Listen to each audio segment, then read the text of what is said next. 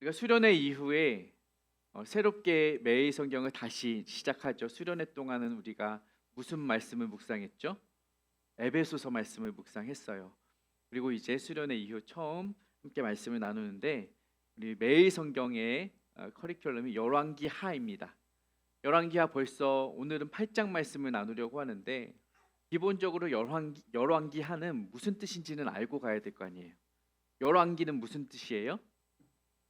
여러 왕들의 이야기예요. 그러니까 영어 성경으로 하면 킹스죠, 킹스. 왕들의 이야기라는 거예요. 그래서 이스라엘 땅 가운데, 이스라엘 역사 가운데 펼쳐지는 왕들의 이야기들을 기록하고 있습니다. 그래서 오늘 이야기도 그 왕들에 대한 이야기들, 그 중에서 우리에게 진정한 왕은 누구이신지를 가르쳐 주시는 이야기, 오늘 말씀을 통해 한번 살펴보도록 하겠습니다. 오늘 본문에 보면 중요한 인물이 2명 등장해요. 그들은 신분도 좀 다르고 상황도 처지도 겪고 있는 문제도 좀 달랐는데요. 첫 번째 등장하는 인물은 함께 따라합니다. 수넴 여인. 수넴 여인은 이름이 뭘까요? 이름이 수고넴이 아니라요. 이름은 몰라요. 그런데 수넴 지역에 사는 여인이에요.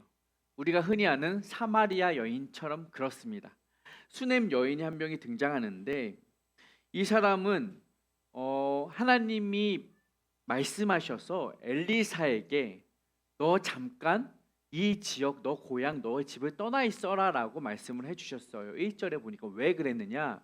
여호와께서 이 땅에 기근을 내리실 거거든요. 가뭄을, 흉년을 내리실 거니까 너는 여기 잠깐 떠나 있어. 여기 먹고 살기 힘들 테니 너 잠깐 저기 옆에 나라 블레셋이라는 나라에 가 있어라고 하셨어요.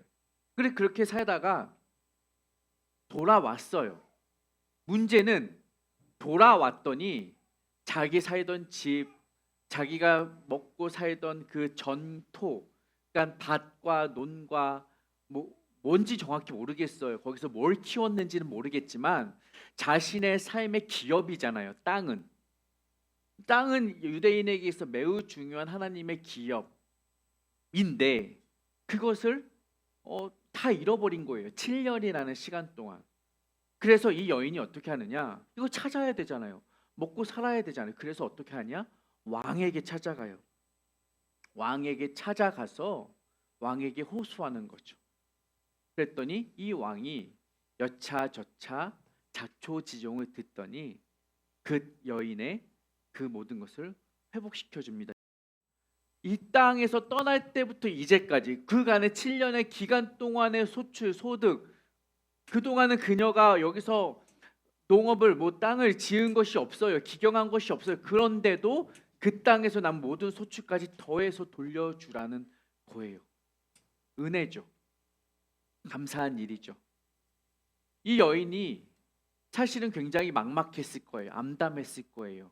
이 일을 어떻게 해야 할지 몰랐을 거예요. 직접 왕에게 찾아가서 이 일을 호소해야 했을 터이니 아마도 이 여인은 과부였을 거예요. 성경은 정확하게 명확하게 사실을 기록하고 있지는 않지만 이 상황을 미루어 짐작컨대 이 여인은 과부였을 거예요. 왜요? 이 땅을 찾기 위해서 가정의 경제 문제를 가지고 직접 왕에게 갔다라는 것이죠. 이 문제는 보통 가장 혹은 아빠, 남편이 해야 할 일인데 여인이 찾아갔다라는 것. 그리고 이 여인에 대해서 성경 앞에 4장에서 기록된 내용에 의하면 그 남편의 나이가 많았더라, 늙었다라고 표현하고 있다는 것을 단서로 가져와 보면 아마 블레셋으로 떠나 있는 7년 동안 이 남편은 연로하여 죽었고 이 여인만 아들과 함께 돌아왔는데 막상 돌아와 보니 이 형편을 어떻게 할 바를 몰라서 힘들었겠구나라고 우리가 살펴볼 수 있는 것이죠. 그렇다면 이 여인이 모든 가산을 잃어버린 과부의 신세였다면 이 여인은 매우 힘든 처지예요. 매우 어려운 처지예요.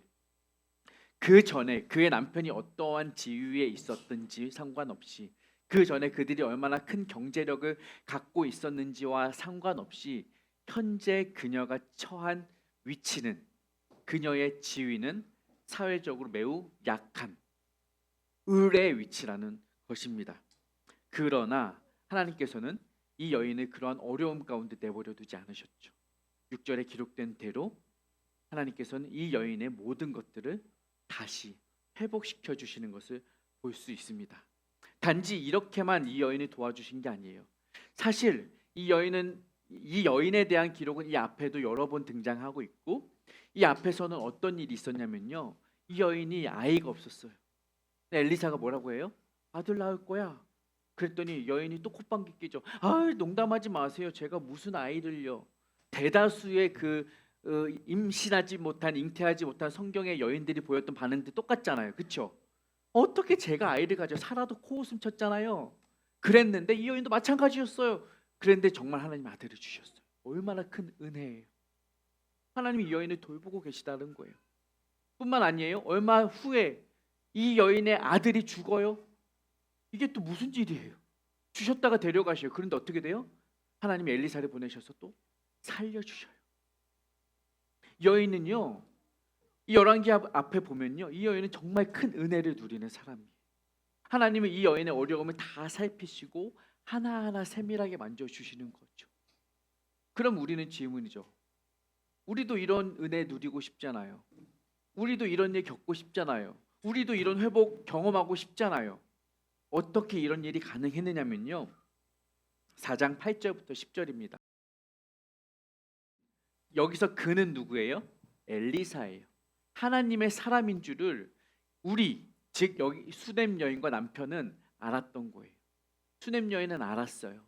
매번 여기 지나다니는 저 사람의 범상치 않음을 보았고, 그 사람이 하나님의 말씀을 전하는 선지자인 것을 알았고, 그 하나님의 선지자를 환대하고 선대해야 한다는 것을 알았어요. 그래서 이 수넴 여인은 먹을 것을 챙겨주고 침상을 챙겨주고, 저기 보세요, 작은 방을 담 위에 만들어줬다는 거예요. 침상과 책상과 의자와 촛대를 두어서 이 선지자가 선지 사역을 할 수 있도록 많은 것을 베풀어 주었다라는 거예요.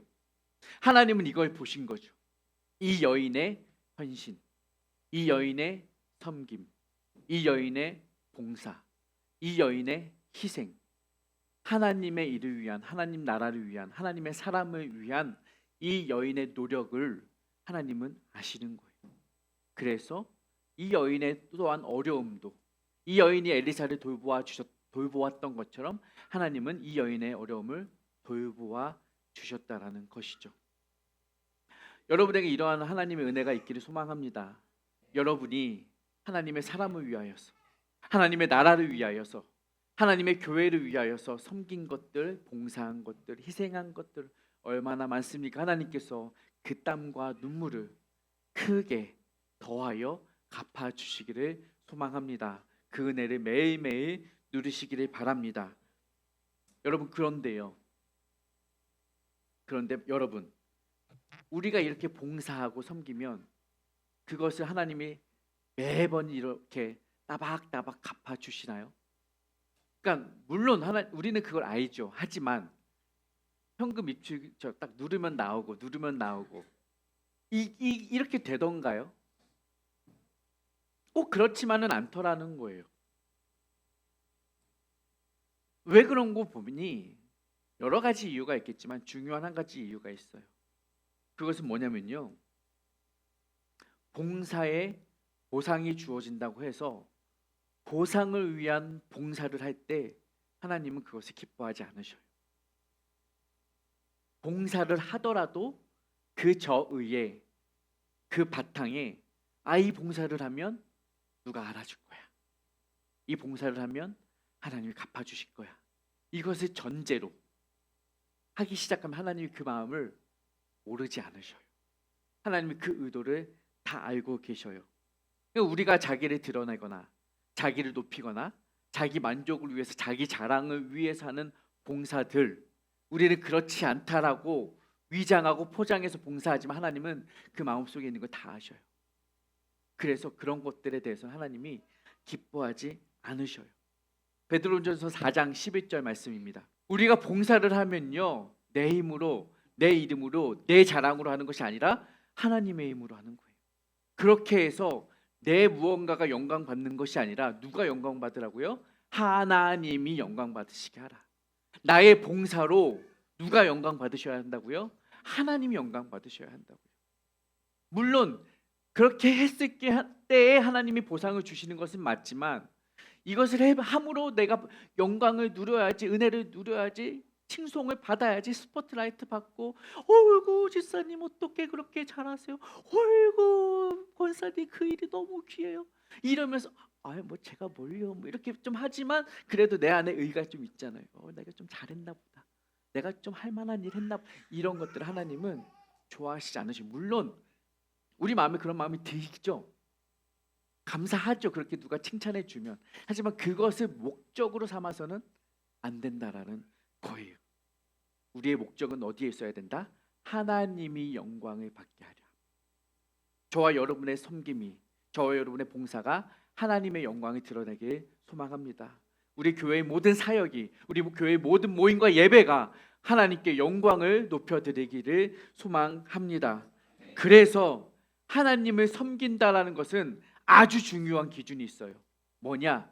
내 힘이 아닌 하나님의 힘으로 하는, 하나님이 공급하시는 힘으로 해라라는 거예요. 내 힘으로 하게 되면, 내 힘이 들어가면 내가 자꾸 영광 받고 싶거든.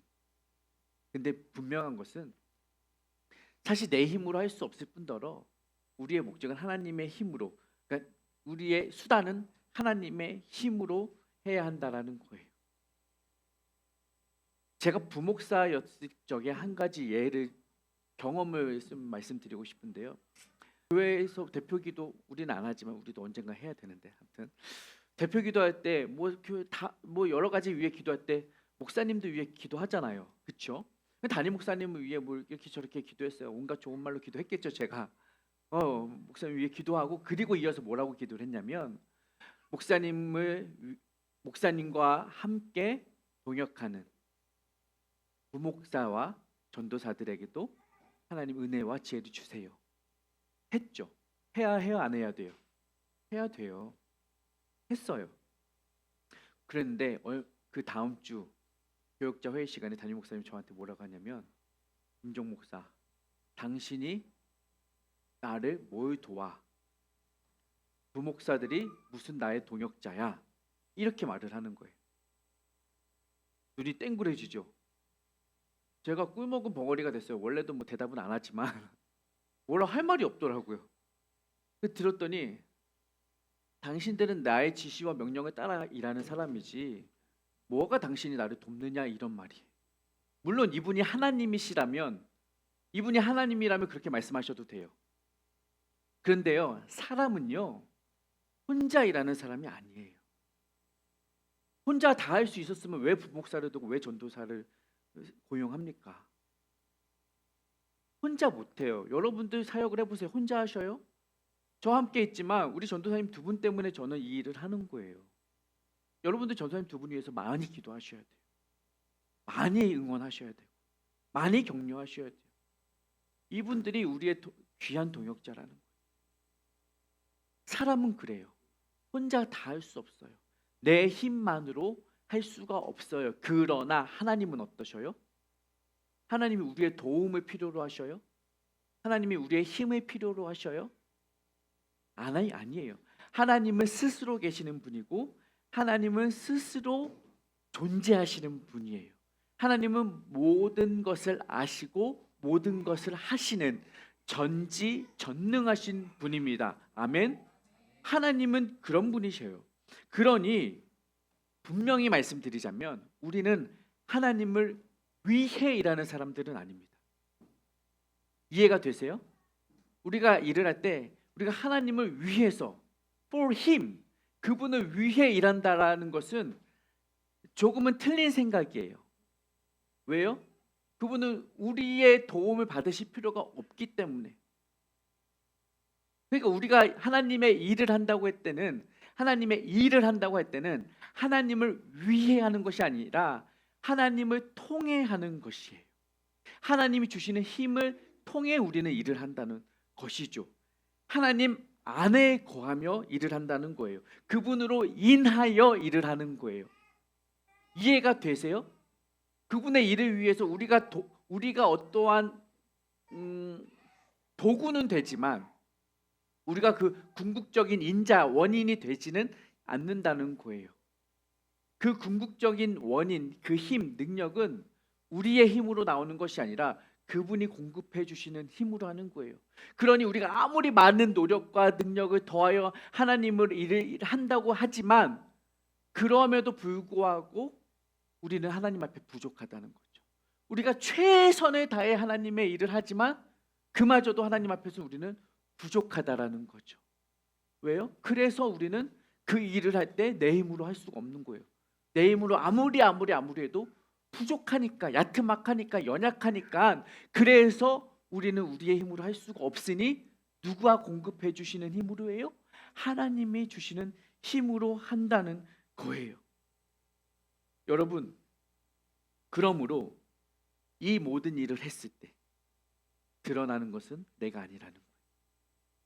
결국 내 힘으로 한 것이 아니기 때문에 하나님의 능력으로 했으니 하나님 영광 받으세요. 하나님의 지혜였으니 하나님 영광 받으세요. 하나님의 방법이었으니 하나님 영광 받으세요. 하나님이 인도하셨으니 하나님 영광 받으세요. 이게 자연스러워지는 거예요. 여러분에게 그러한 하나님의 공급하시는 힘이 넘치시길 소망합니다. 그 힘으로 하나님의 이름을 영광스럽게 높여드리는 삶이 되시기를 축복합니다. 이 본문에서, 이 말씀 속에서 수넴 여인이 깨닫는 것은 바로 그거죠. 이 작고 연약한 나의 삶을 통해 하나님이 일하셨구나. 이 수넴 여인은 자신의 힘으로 한 게 없어요. 하나님이 이 여인에게 아들도 주셨고 아들도 살려주셨고 기근도 피하게 하셨고 기근에서 돌아왔을 때 밭의 전토를 돌려주셨고 이것이 다 하나님의 은혜였다는 것을, 그러므로 이 여인에게 궁극적인 영광은 하나님일 수밖에 없다는 것이죠. 과부였지만. 그리고 뒤이어 등장하는 인물 한 명이 더 있어요. 누구예요? 아람 왕 벤하닷이에요. 앞서 등장했던 여인과는 조금 다른 지위에 있죠. 수넴 여인은 조금 낮은 지위에 있었다고 한다면 아람 왕 벤하닷은 그야말로 왕이에요. 누가 형용을 더 설명할 필요가 없을 그냥 왕 그 자체인 거예요.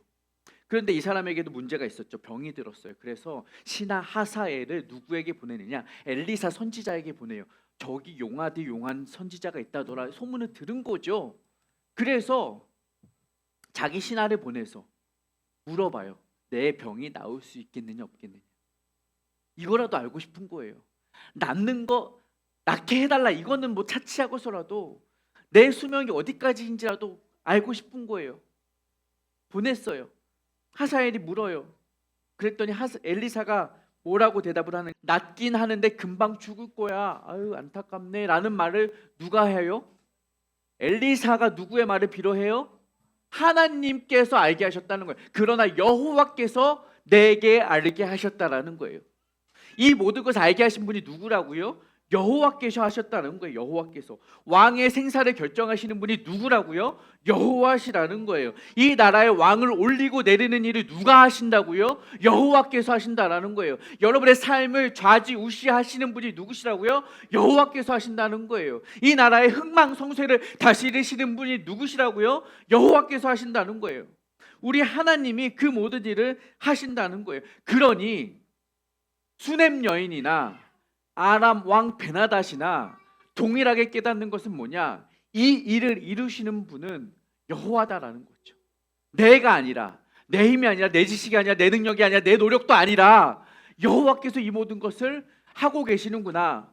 이 아주 작은 시골 동네 작은 여인의 삶부터 한 나라 왕의 폐위까지도 하나님이 다 주관하시는구나. 지위 고하를 막론하고 하나님은 모든 것을 다스리시는 왕이시구나. 이분이 참 하나님이시구나를 이 본문을 통해 우리는 깨닫게 되는 것입니다. 그러나 안타깝게도 사람들은 그 역사의 뒷면에서 모든 것을 섭리하시는 하나님의 보이지 않는 손길은 잘 알지 못하고요. 앞에 드러나서 일하는 자신을 많이 봐요. 이 일을 누가 했지? 내가 했지. 이 사역 내가 좀 했지. 이거 프로젝트 내가 좀 잘했지. 이번 달 판매 내가 좀 잘했지. 이번 이 찬양 내가 좀 잘했지. 내가 했다는 것들이 좀 인정받고 싶은 마음에 자꾸 그게 드러나는 거예요. 앞서 말씀드렸잖아요. 자꾸 내가 드러나요. 내가 이룬 것들, 내가 갖춘 것들, 내가 모은 것들, 내가 바란 것들, 내가 세운 것들, 내가 만든 것들 다 내 것이다. 내 결과다. 라는 착각 속에 살아요. 그러나 하나님은 마치 내가 이룬 것이라고 생각하는 그 모든 것들도 다 실상은 하나님이 이루셨다라는 것을 오늘 말씀은 가르쳐 주시는 것입니다. 그러므로 우리는 그 하나님 앞에서 어느 누구도 내가 했다라고 스스로 있는 체하거나 잘난 체하거나 교만할 수가 없다라는 거예요. 이거 내가 했어가 할 수 없다는 거죠. 이사야 10장 말씀 이렇게 기록되어 있습니다. 또 도구예요. 몽둥이나 막대기나 들린 사람에 의하여 쓰임 받는 것이죠. 그러니 도끼든 톱이든 자기를 자랑할 수가 없다는 거예요. 자기를 사용하시는 그분을 자랑해야 한다는 것이죠. 여러분, 때로는 우리가 스스로 보면 이런 착각에 쉽게 빠지기 좋을 만한 상황들이 생겨요. 앞서 말씀드린 대로 내가 해서 이룬 것 같은 일들이 보일 때가 있거든요. 정말 누가 봐도 내가 잘한 것 같은 때가 있거든요.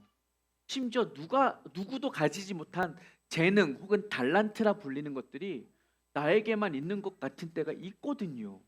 그래서 그것으로 뭔가 남들이 하지 못하는 탁월한 일을 이룬 경험이 있거든요. 있죠, 다들 있으시죠? 다 있어요. 그러면 이런 착각에 빠지기가 쉬워요. 내가 도끼구나, 내가 톱이구나, 내가 잘했구나. 그런데 여러분, 그 일을 이룬 것이 정말 내 재능이 탁월해서입니까? 아니면 이 재능을 주신 분이 탁월해서입니까? 재능을 주신 분에 대한 초점이 필요하다라는 거예요. 이 후자의 마음이 우리에게 필요하다는 거예요. 그러니까 고린도후서 15장 10절에서도 이렇게 말을 하는 거예요. 그러나 내가 나 된 것은 하나님의 은혜로 된 것이니 내게 주신 그의 은혜가 헛되지 아니하여 내가 모든 일에 사도보다 더 많이 수고하였으나 내가 한 것이 아니요 오직 나와 함께 하신 하나님의 은혜로다. 아멘. 은혜인 거예요. 나에게 은사가 있거든. 내가 남이 갖지 못한 재능이 있거든. 내가 남이 못하는 달란트가 있거든. 그것은 내가 잘난 것이 아니라 그냥 은혜인 거예요. 하나님의 은혜인 거예요. 그것은 내가 커서가 아니라 내 안에 계신 하나님이 크시기 때문이라는 것입니다. 그러므로 나의 능력의 많고 적음, 나의 지위의 높고 낮음 등에 연연할 필요가 없는 이유는 하나님은 누구든 하나님이 쓰시고 하나님이 사용하셔서 하나님 일에 합당하게 세우신다라는 거예요. 우리의 어떠함과 상관없이. 혹 어떤 분들은 이렇게 말하기도 하죠. 내가 조금 더 높은 지위에 있으면, 내가 조금 더 영향력 있는 자리에 올라가면 내가 조금 더 하나님께 크게 쓰임 받을 수 있지 않을까요? 여러분들도 그런 생각 종종 하실 거예요. 특별히 청소년 청년들은 그런 생각을 하겠죠. 내가 조금 더 좋은 대학, 조금 더 큰 기업 가면 더 나은 삶을 통해 하나님께 영광 올려드릴 수 있을 거야. 그래서 고3 때 교회 안 나오는 애들이 다 이런 말 하는 거예요. 좋은 대학 가서 하나님 영광 올려드릴게요. 그렇게 가서 귀에다 속삭여주세요. 개똥 같은 소리 하지 마라. 왜요? 하나님은 네가 좋은 대학 안 가도 하나님을 쓰시만 하면 쓰셔. 네가 엄청 유명해지지 않아도 쓰시만 하면 쓰셔. 이거예요. 높은 자리에 올라가야 한다고 생각하는 사람들의 이론을 가리켜서 우리는 고지론이라고 하죠. 높을 고자 땅지자. 높은 곳에 올라가야 영향력 있는 사람이 될 것이다.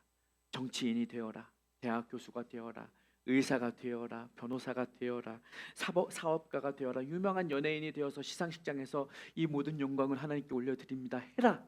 얼마나 멋지냐? 날마다 새롭게 하소서 나와서 간증해라. 얼마나 멋진 일이냐. 고지론자들이 하는 이야기입니다. A면 맞는 것 같습니다. 하지만 이와 상반된 의견도 있죠. 그것은 미답지론입니다. 아니 밑자에 밟을 답자에 땅 짓자. 밟지 않는 땅으로 가라는 거죠. 남들이 가지 않는 곳으로 가라는 거죠. 높은 곳에 올라가려 하지 말고 낮은 곳으로, 보이지 않는 곳으로, 어두운 곳으로 가라는 거예요. 그곳에서 빛도 없이 값도 없이 이름 없이 성실하고 신실하게 하나님의 일을 감당하라. 그러면 그곳에서 하나님이 영광 받으실 것이다 라는 것이 미답지론입니다. 이것도 일리 있죠. 실상 하나님의 나라는 어떤 유명한 한 사람에 의하여 이루어진 것이 아니라 초대교회로부터 지금까지 수많은 이름 없는 무명 성도들에 의하여 교회는 세워지고 복음은 전파되었기 때문에 이 미답지론도 맞는 것 같습니다. 어느 것이 맞는지는 중요하지 않습니다. 제가 드리고 싶은 이야기는 그것입니다. 고지론이든 미답지론이든 초점이 틀렸다. 올라가라, 내려가라, 이게 아니라는 거예요. 지위 고하를 논하는 것은 아무런 의미가 없다는 것입니다. 왜요? 높은 곳에 있어도 하나님의 힘으로 일하면 하나님이 쓰시는 것이고, 높은 곳에 있을지라도 하나님의 힘이 아닌 내 능력으로, 내 힘으로, 내 이름으로 일하면 하나님은 쓰시지 않는다는 거예요. 그것은 반대도 마찬가지죠. 미답지에 있어도 남들에게 탁월하게 특별하게 드러나지 않아도, 나에게 남들이 가진 특별한 재능이나 은사나 달란트가 없어도 하나님이 쓰시면 쓰신다는 거죠. 그러니 우리가 어떤 자리에 있든, 즉 높은 지위에 오르든 낮은 지위에 처하든, 그저 우리가 있는 그 자리에서 하나님이 우리를 쓰시도록 하나님께 내어드리는 믿음, 그리고 이 모든 것을 가능케 하는 것은 내 힘이 아니라 하나님의 능력이라는 고백, 그것이 우리에게 필요하다는 것입니다. 바울은 그러한 삶을 살았어요. 빌립보서 4장 12절에 그는 이렇게 고백을 합니다. 미답지 같다는 거예요. 풍부했다라는 건 뭐예요? 고지에 갔다라는 거예요. 실제로 바울은 탁월한 고지에도 섰던 사람이고 아주 낮은 미답지에도 갔던 사람이에요. 그러나 그에게 이것은 다 중요하지 않았어요. 4장 13절 읽어봅시다. 우리가 4장 13절에만 맨날 외웠죠. 그 앞에 있는 걸 우리가 알아야 해요. 우리가 비천에도 처하고 풍부에도 처하고 아무 의미가 없다. 혹자는 우리가 비천에 있는 것만 자꾸 안타깝게 가엾게 스스로를 불쌍히 여기며 풍부해지게 해주세요, 풍부해지게 해주세요. 아니요, 우리는 비천에 있어도 내게 능력 주시는 자 안에서 모든 일을 할 수 있게 되는 것입니다. 우리는 그분의 힘으로 사는 거예요. 그러니 여러분, 어디에 가는지 어디로 갈지 갈팡질팡하지 마십시오. 누구와 함께 하는지가 더 중요하다는 것입니다. 어떻게 사는지가 더 중요하다는 거예요. 내게 능력 주시는 자 안에 있을 때 우리는 이 모든 것을 하게 되는 것이고, 그러므로 우리는 그 일을 통해 하나님께 영광 올려드리는 삶을 살게 되는 것입니다. 그러니 중요한 것은 그리스도 안에 계는 것, 내게 능력 주시는 자 안에 있는 것, 그분 안에 거하는 것이 중요하다라는 거예요. 그래서 고린도전서 7장 24절에 이것을 다시 한번 강조하고 반복하는 거예요. 형제들아, 너희는 각각 부르심을 받은 그대로 하나님과 함께 거하라. 아멘. 부르심을 받은 그대로, 너가 어디에 부름 받았느냐? 고지냐? 거기서 하나님과 함께 거하라. 미답지냐? 거기서 하나님과 함께 거하라. 어디든지 상관없이 부르심을 받은 그대로 그 자리에서 하나님과 함께 거하는 삶을 살라는 것입니다. 여러분, 자리에 신경 쓰지 마세요. 위치에, 지위에 신경 쓰지 마세요. 내가 이루어 놓은 자리, 내가 일구어 놓은 자리, 그것에 연연하지 마세요. 나의 지위와 스펙이 여러분의 특별함을 규정하지 않는다는 거예요. 여러분의 특별함은 하나님 안에서, 그리스도 안에서 그분이 여러분을 특별하게 규정해 주신다라는 거예요. 그러므로 여러분, 부르심을 받은 그 자리에 그대로 거하십시오. 그곳에서 하나님 안에 사십시오. 심겨진 곳에서 꽃을 피워내시는 저와 여러분의 삶이 되시기를 축복합니다.